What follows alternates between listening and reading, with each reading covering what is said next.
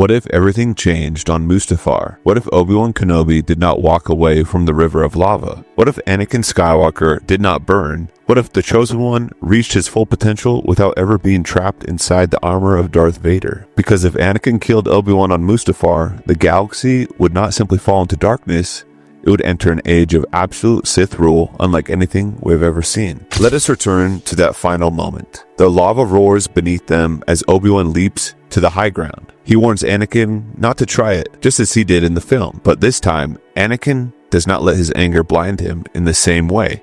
Instead of launching himself straight toward Obi-Wan, he shifts his angle at the last second. Obi-Wan swings instinctively, expecting the same reckless move, but his blade slices through empty air. In that single moment of miscalculation, Anakin lands behind him and drives his lightsaber through his former master's back. Obi-Wan collapses onto the black volcanic rock. There is no final speech, no long goodbye, only the quiet realization that the Jedi Order has truly fallen. Anakin stands over him, breathing heavily, and for the first time in his life, he feels that he has proven himself. The Jedi held him back. Obi-Wan underestimated him, but now there is no one left to doubt him. And most importantly, Anakin does not burn. He does not lose his limbs. He does not lose his strength. He does not become trapped inside a life support suit that limits his speed, agility, and the connection to the Force. He remains whole. He remains the full potential of the Chosen One. But even in victory, his thoughts turn immediately to Padme. He rushes back toward the landing platform, desperate to find her alive. When he sees her ship beginning to lift off, panic surges through him. He reaches out with the Force and grabs the ship midair, pulling against its engines with terrifying strength. Everything trembles as he drags it downward. Inside, R2-D2 and C-3PO struggle to escape while Padme lies barely conscious. For a moment, it seems as if Anakin will win again.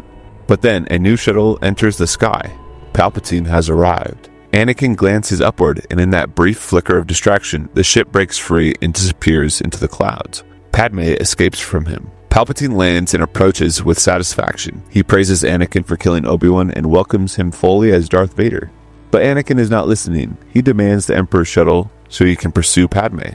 For the first time, there is tension between master and apprentice. Palpatine reminds him that this empire belongs to him and that Anakin is still only an apprentice. Anakin's anger flares, but he is not yet ready to challenge his master openly. Palpatine senses this growing independence and has him stunned and restrained. When Anakin awakens, Palpatine stands over him and delivers the lie that shapes the new timeline. Padme is dead. He tells Anakin that in his rage, he killed her. In truth, Padme survives long enough to reach Paulus Massus, where she gives birth to Luke and Leia. Yoda is there. The twins are hidden. Padme dies shortly after childbirth, but Anakin never learns the full story. Instead, he believes Palpatine's words for a time, and the pain fuels him deeper into the dark side. Now, imagine the Empire with a fully intact Anakin Skywalker. Without the limitations of the suit, Anakin's growth in the dark side is explosive. His combat speed surpasses nearly every surviving Jedi. His force power expands rapidly. He does not lumber like the Vader we know. He moves like the warrior who defeated Count Dooku, but far more ruthless and far more experienced. Within a year, Anakin begins to suspect the truth. He senses that Palpatine lied. He remembers the strength he felt in Padme before she escaped. The doubt grows. And in this timeline, Anakin does what he always intended to do eventually. He seeks to overthrow his master. To do this, he searches for an ally who hates Palpatine as much as he does. He finds Darth Maul, the discarded apprentice who once ruled through the Crimson Dawn. Anakin approaches Maul not as a servant, but as a partner in revenge. He reveals that Palpatine murdered Maul's brother and manipulated them both. Maul agrees to the alliance, not out of trust, but out of hatred. Together, Anakin and Maul travel to Coruscant under the cover of loyalty. The Imperial Palace stands tall against the city skyline, glowing in the night like a throne waiting for blood. They enter Sidious's private chamber. The room is silent. Palpatine sits in his chair, hands folded as if he had been expecting them. His yellow eyes flicker toward Maul first, then toward Anakin. He smiles. I sense betrayal. Anakin does not deny it. He ignites his lightsaber first. The red blade fills the room with a violent glow, casting long shadows across the walls. Maul ignites his double-bladed saber beside him. Its hum sharp and hungry. Sidious rises slowly, and then he explodes into motion.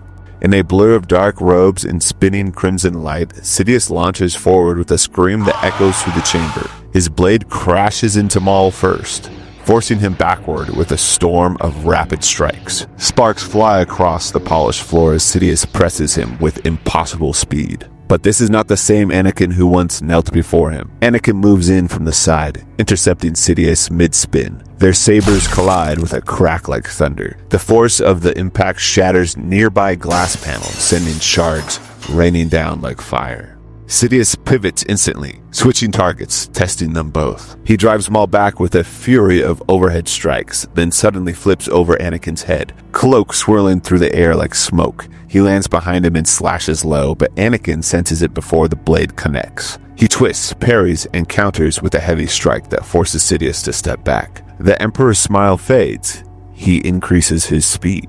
The room becomes a storm of red light. Sabers clash again and again, too fast for the eye to follow. Maul fights with rage, with brute aggression, his double blade sweeping wide arcs meant to overwhelm. But Anakin fights differently. He is calm. His strikes are precise. Every movement is efficient. He no longer fights like an angry apprentice trying to prove himself. He fights like a predator who knows he is stronger. Sidious leaps high into the air and lands atop his desk. He unleashes a torrent of force lightning that floods that chamber in blind blue light. Maul raises his saber defensively, but the lightning surges around him and throws him violently into the far wall. The impact cracks the marble behind him.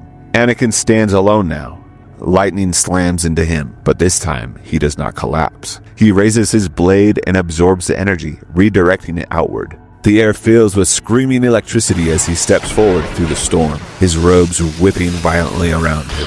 Sidious's eyes widen. Anakin pushes harder. The lightning bends, then reverses. The Emperor staggers as his own power is driven back toward him. He cuts it off instantly and lunges forward, blade flashing downward in a killing strike. Anakin meets it head-on. Their sabers lock. The two most powerful Sith in the galaxy stand inches apart, faces illuminated by crimson light. "You are still my apprentice," Sidious hisses. Anakin says nothing. Instead, he drives forward with raw strength. The floor cracks beneath their feet as Anakin forces Sidious backward step by step. The Emperor tries to slip away, but Anakin presses harder, overpowering him with sheer physical dominance. This is the difference. This is the path where Anakin was never burned. His body is whole, his power is unchained. Sidious attempts a final tactic. He vanishes into a spinning blur and reappears behind Anakin, aiming a lethal strike at his spine. But Anakin has grown beyond that level of deception.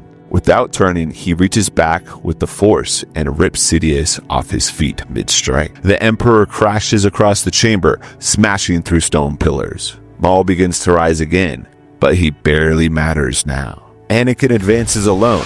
Sidious throws debris, lightning, and rage all at once. The chamber tears apart around them. Statues collapse, walls fracture, the ceiling splits open as the duel reaches its peak. Anakin cuts through everything. He deflects lightning with his blade, tears aside falling debris with one hand, and closes the distance in seconds. Their sabers clash again, closer and more violent than before. And then it happens. Sidious overextends. For just a fraction of a second, his guard opens.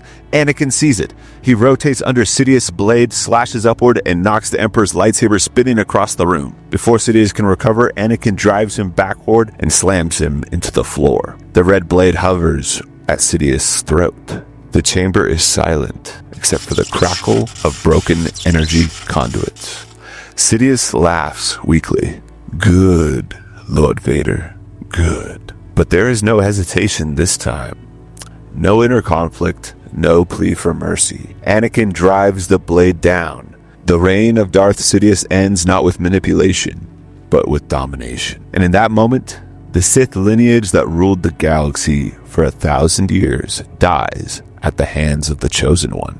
Not because he was broken, but because he was never broken at all. However, the Sith way does not end there. Once Palpatine is dead, Maul attempts to assert dominance. He believes he can manipulate Anakin as Sidious once did. But Anakin has learned too much. He defeats Maul as well, ending the lineage of Sith that began with Darth Bane. Anakin stands alone as Emperor. But victory does not bring peace. It only brings him more obsession. He travels to the planet where Padme gave birth and discovers the medical logs. He sees the security recordings of Padme giving birth. He hears the names Luke and Leia. He sees Yoda present during their final moments. And for the first time, Anakin understands everything. Padme did not die because of him. She died beyond his reach, and his children survived. In this darker timeline, Anakin does not seek redemption. He does not collapse in grief. Instead, he makes a decision that changes everything. He orders the Inquisitors to hunt down Yoda. He commands that the children be found alive and brought to him. Now imagine what that means. Luke and Leia are not raised on Tatooine or Alderaan. They are not taught compassion or hope. They are raised by the most powerful Sith who ever lived. Anakin would train them personally. He would shape them into heirs of the Empire, built on raw strength, not manipulation. The rebellion never forms the same way. Without Obi-Wan to guide Luke, and without Leia's upbringing as a senator's daughter, hope never sparks across the galaxy. Surviving Jedi are hunted down by a faster, stronger, uninjured Sith Lord. The Age of Rebellion is crushed before it begins. The Jedi Order fades into extinction, and the Empire does not rot from within as it did under Palpatine. It becomes sharper, more direct, and more violent. Because Anakin does not enjoy politics. He enjoys power. And in this timeline, the Chosen One fulfills the prophecy in the most terrifying way even imaginable or possible. He brings balance to the Force, not by destroying the Sith, but by becoming the final Sith. So the question is this: if Anakin Skywalker had killed Obi-Wan on Mustafar and never been trapped inside the armor of Darth Vader, would anyone in the galaxy have been strong enough to stop him? Or would the Star Wars saga have ended in permanent darkness?